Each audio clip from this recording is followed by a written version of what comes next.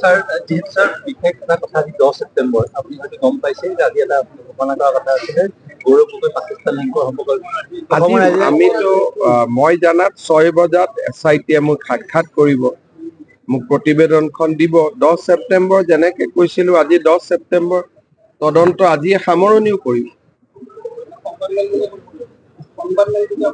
মই চিনেমা কৰিবৰ কাৰণেতো খোজা নাই, গতিকে ৰিপৰ্টটো পঢ়িব লাগিব। আপোনালোকে চিনেমা এখনৰ অপেক্ষা কৰি আছে, মই তেনেকুৱা চিনেমা কৰিব খোজা নাই।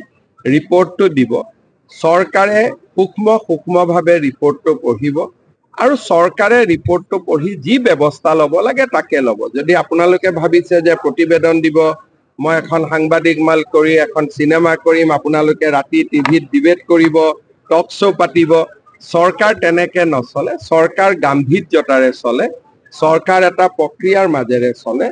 আৰু এইটো যিহেতু বহুত ডাঙৰ গোচৰ এটা, আমি গোচৰটোত যাতে কোনো পৰ্যায়তে তাক আমি এটা আকাংক্ষিত লক্ষ্যলৈ লৈ যাব পাৰোঁ, সেইকাৰণে আমি তাক প্ৰক্ৰিয়াৰ মাজেৰে আমি আগবাঢ়ি যাম। ইয়াতে আমি ৰিপৰ্ট এটা দিলে, মই গুৱাহাটীত সাংবাদিকসকলক মাতি ল'লো, তাতে আপোনালোকৰ আগত প্ৰমাণখিনি দিলোঁ, এটা টক শ্ব' হ'ল গধূলি, প্ৰশান্ত ৰাজগুৰু বহি গ'ল, অমুক বহি গ'ল, এই ধৰণৰ পৰিৱেশ এটাৰ কাৰণে আমি তদন্ত কৰা নাই।